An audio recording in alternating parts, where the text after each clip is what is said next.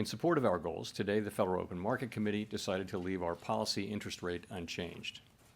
We also made the technical decision to slow the pace of decline in the size of our balance sheet. I'll have more to say about these decisions after briefly reviewing economic developments. Economic activity continued to expand at a solid pace in the fourth quarter of last year, with GDP rising at 2.3%. Recent indications, however, point to a moderation in consumer spending following the rapid growth seen over the second half of 2024.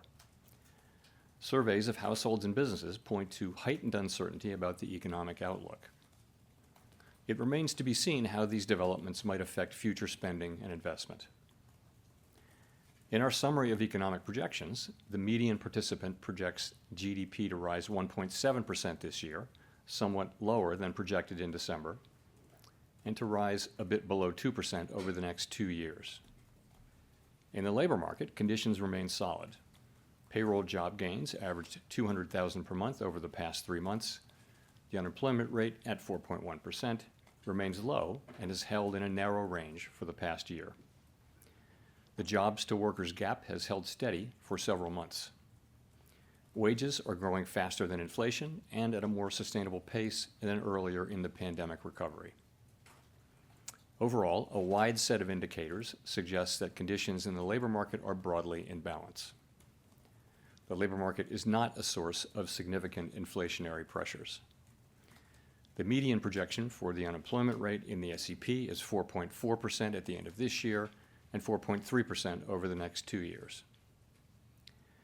Inflation has eased significantly over the past 2 years, but remains somewhat elevated relative to our 2% longer-run goal. Estimates based on the Consumer Price Index and other data indicate that total PCE prices rose 2.5% over the 12 months ending in February, and that excluding the volatile food and energy categories, core PCE prices rose 2.8%. Some near-term measures of inflation expectations have recently moved up. We see this in both market and survey-based measures, and survey respondents, both consumers and businesses, are mentioning tariffs as a driving factor. Beyond the next year or so, however, most measures of longer-term expectations remain consistent with our 2% inflation goal. The median projection in the SEP for total PCE inflation is 2.7% this year and 2.2% next year, a little higher than projected in December.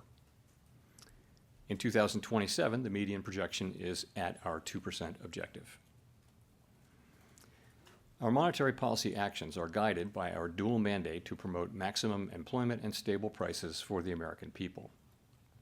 At today's meeting, the committee decided to maintain the target range for the federal funds rate at 4.25% to 4.5%.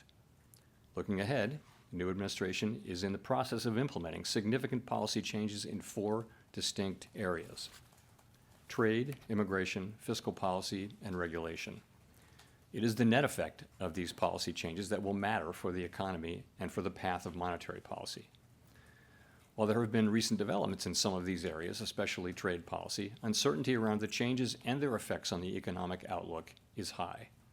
As we parse the incoming information, we're focused on separating the signal from the noise as the outlook evolves. As we say in our statement, in considering the extent and timing of additional adjustments to the target range for the federal funds rate, the committee will assess incoming data, the evolving outlook, and the balance of risks. We do not need to be in a hurry to adjust our policy stance, and we are well positioned to wait for greater clarity.